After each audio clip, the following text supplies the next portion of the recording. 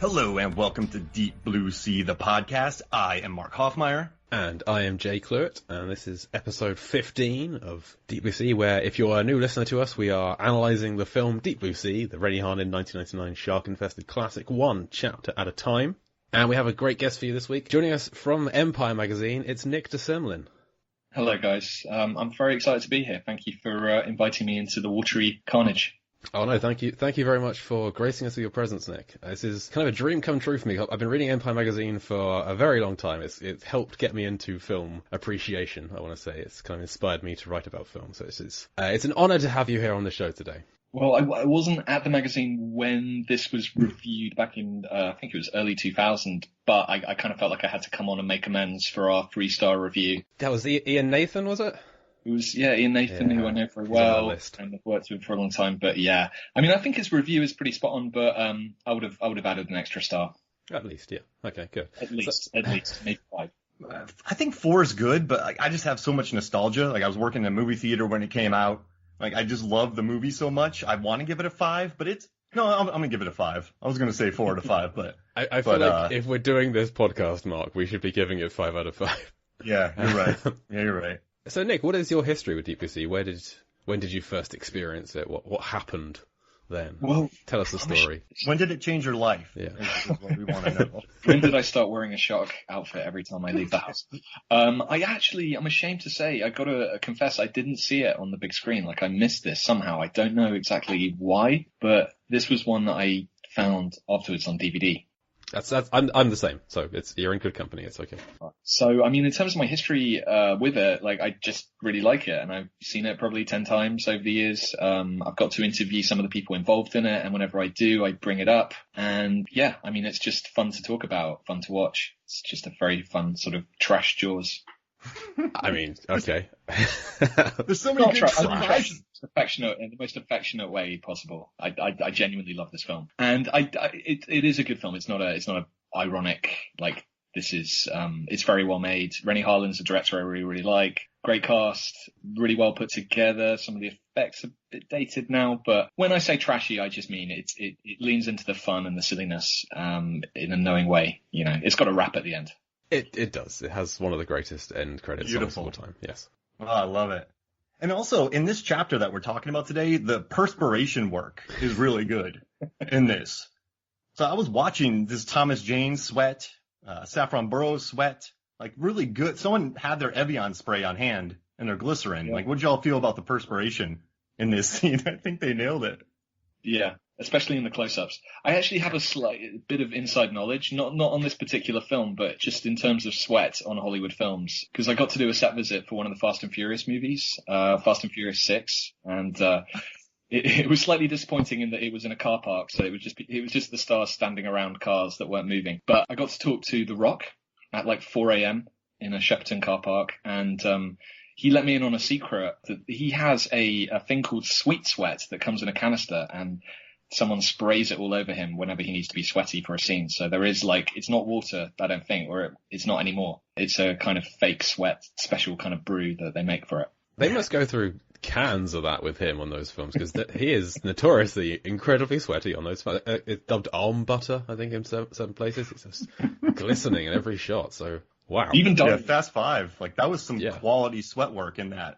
It's not on par with Airplane. Airplane is probably the best sweat work. Do the Right Thing has some great sweating. Cool Hand Luke, I would say. Yeah. But the Rock sweat, it's a lot. I want to know more about this sprayer. I worked for a fast food company, Chick-fil-A. I was part of this crew that would come in and take photos of their food, and then a freelance crew, and then the food would be on their drive-through windows. And we had the Evian spray to spray everything. So that was that's a little secret about that. And I had to hunt for it. It's $7 a bottle. It was a pain in the butt. So I can only imagine what the Rock special spray would cost. The secrets of sweat. But you're right. This scene has spectacular sweat, especially in the close-ups. I mean, if you look at the wide shots, they're a bit sweaty, it's fine, but then they crash into a close-up and suddenly it's like someone's throwing a bucket on them. And all the sweat has different personality, too. So Thomas Jane walks through the steam, and I love it when steam is they use steam to help light. That's just cheap lighting right there. So he walks through, and he instantly becomes sweatier. Like, it's really strategic sweat. Like, Rennie Harlan must have storyboarded that. Just, I want my sweat here. Wait, no, I sounded like I was from Transylvania from there. That's not Rennie Harlan. You mentioned the sweat to me before the show, Mark, and I thought they've just been in the water, so they're just wet. They've just been swimming, it's been escaping the water, so that's clearly you're insane. But looking at the scene, no, they should be drier than they are. So I don't know what part of Aquatica they're in that it's so hot. But then the surface is on fire, so maybe that heat's come down a little bit. Yeah. I mean, it's tense, right? I mean, I sweat when I'm thinking hard. Like, these guys just outran a shark and they're sliding everywhere. Like, Jim just died. Yeah. Also, Dr. Susan McAllister sort of throws Jim under the bus in this scene where she's talking about how they made the sharks smarter, but she makes sure to go, Jim and I did it. Well, we don't know that it wasn't his idea. He's not around anymore to defend himself. I feel like I'd probably be doing a similar thing in her situation. She could just pinned it all on Jim, right? She could have just gone, it was Jim, I was in the other room. Jim was doing something with I can't remember what he was doing, but I swear he mentioned something about the Harvard Compact. I can't remember. Yeah. It just makes me laugh how she sort of threw him under the bus a little bit there. Poor Jim. He has that epic death scene and then that. We should probably tell the listeners what scene we're talking about. I feel like we always skip over. It's chapter 15. Good. And it's the scene immediately after LL Cool J, Preacher, has been thrown down the stairs and drifted in his water slide down the corridor. He's looking for the bird at the start of it, and then we cut to our other survivors having a bit of an argument in which Susan reveals that she and Jim, or entirely Jim and not her at all, we don't know, broke the Harvard Genetic Compact and made the sharks smarter and put them right at the bottom of the food chain. So it's a very tense. There's some great lines in this chapter. Some of the classic lines from the film that I absolutely adore. So this is a great, tense, argumentative scene. And Carter Blake answers none of the questions asked of him. Right? So they're like, so is it the shark? I expect so. And then he asks the riddle, and then he's like, I don't want to find out. And he just leaves. He's not much help in this scene, is he, Carter Blake?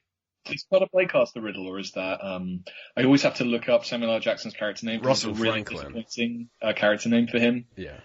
Russell Franklin.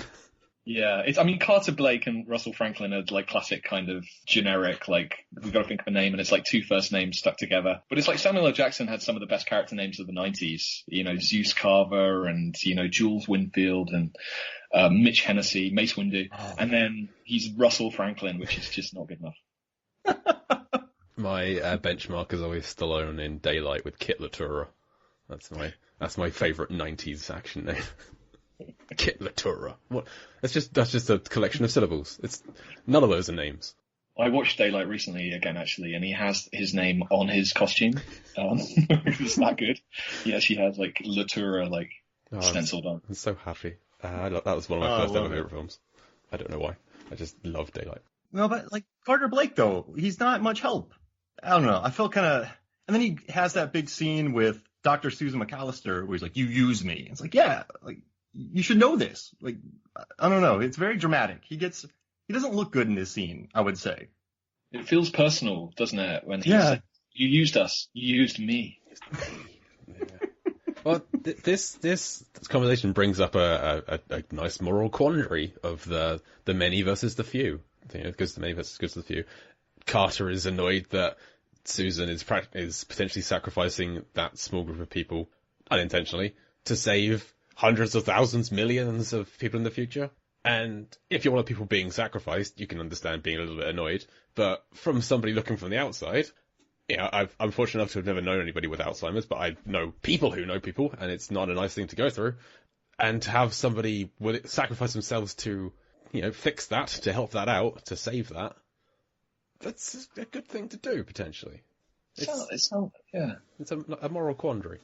It sounds to me like Samuel L. Jackson is he thinks that the sharks are going to kill everyone in the world. That's the vibe I get from his speech when he's like, we're at the bottom of the food chain now, and it's like as if sharks are now going to eat everyone. Like they can open doors, they can I mean, there's 3 of them. What chance do we have as a species?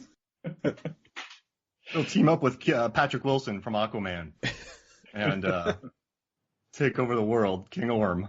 Yep. So, real quick, I know this is off topic, but I was watching Aquaman the other day, and I noticed that during the big battle at the end, there's just dead killer whales in the background. Wow. So he took in all these endangered species into a battle when he has a kraken in the entire trench. And there's a bunch of sharks murdering each other in the background of this fight and dead killer whales. I felt pretty bad. I don't know. It made me reconsider a lot of things about Aquaman. Just to let y'all know. That's a downer. As long as the octopus, the bongo octopus is okay. I can't Imagine him in the battle with like hammers in each arm. Just smashing those crab things. Like whack-a-mole. They really missed a beat. Something the octopus would never do. James Wan went so crazy, he could have added. Maybe that's a deleted scene. That's Who the knows? sequel. No, yeah. The sequel's all about the octopus. Nah, I guess. Aquaman to bongo time. Yeah. There we go. There we go. I would watch. Yeah, for sure. So at the start of the scene, before we see Preacher, and we get a nice overhead shot of Aquatica still on fire. And when the explosion happened, we poured over the footage to try and work out where the explosion went. The airplane that was caught on fire, that's disappeared. That is completely destroyed. They have no chance of getting out at all now. That is gone. And everything else still on fire. And then we see a shark, just a shark fin heading down into the facility, down into a stairwell. And I really want to see a shot of that shark navigating the stairs, just like swimming, doing little figure eight, little ovals back and forth down the staircase. And I'm disappointed if we don't get that. Is that the shark that goes into McAllister's office, or is that the one that attacks Preacher? I think it's got to be the one that attacks Preacher, because Preacher's on the top level, and that shark, there's in the deleted scene that's kind of attached to this as well. We see the shark fin go down, and there's a shark fin following him down the corridor, which is in next week's chapter. Potentially, we'll see. You are way more up on the geography of this place than I am, because I rewatched it again a few hours ago, and I was trying really hard to follow all the flaws, and it's quite confusing. Well, if you go onto our Instagram, you'll find a map that I recently drew of Aquatica, trying to work out where the helicopter picked up Jim from, where it dropped him, how the shark could have paused so that the helicopter could have crashed into the tower the way it did. I spent a little too long just going frame by frame over the explosions, and I've descended into madness. I mean, did you get the feeling doing that they had figured it all out? Because Yes. a few years ago in the magazine, we did a Con Air retrospective, Oh, nice. and we tried to figure out the seating plan for the whole plane. And it took like a week, and it didn't make any sense because just it doesn't add up. Like the shots just don't connect. They just moved people around at random for shots. So does this all work out? It kind of does. I mean, on last week we had the map on the wall where they physically made the prop of the map, and it all made sense there with where the levels they were on, and it all maps out to the layout on the top. And yeah, a lot of thought has gone into the layout of Aquatica.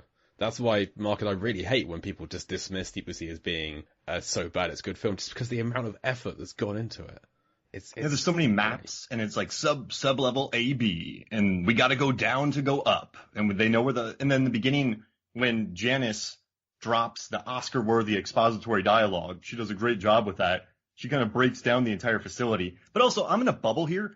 I've been studying this movie since 2017 and writing weird data articles about it, about how far Stellan Skarsgård traveled underwater. I think it was a mile.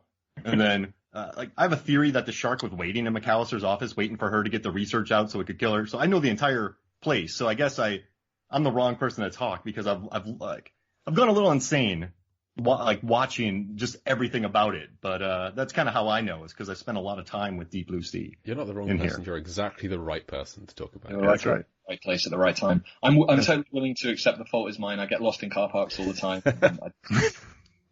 Sharks are better at navigating than I am. Well, don't follow any sharks down stairwells. It won't end well. Figure eight. I mean, it would have to go down the stairwell. It would. That's the only way down. Man, it just slides. Yeah. I want that shot now. I mean, and then we see Preachers wading down the corridor in water that's kind of waist deep, a little higher than waist deep. And there's a shark following him. A lot of people have issues with the sharks kind of change size to fit their environment. I don't have a solution as to how a shark could possibly be in that shallow of a water and not be seen. But hey, it's there. They're kind of missile-like. Remember that we watched that marine biologist said that they looked exactly like a mako? So they're longer. They're kind of built like a missile. Yeah. So maybe they could fit in those. I don't know. It's Deep Blue Sea. But yeah, I mean, they're sneaky and they're super smart. They're like Michael Myers. He hides he'll hide behind sheets and then disappear. He'll hide behind shrubbery. Like these sharks probably do this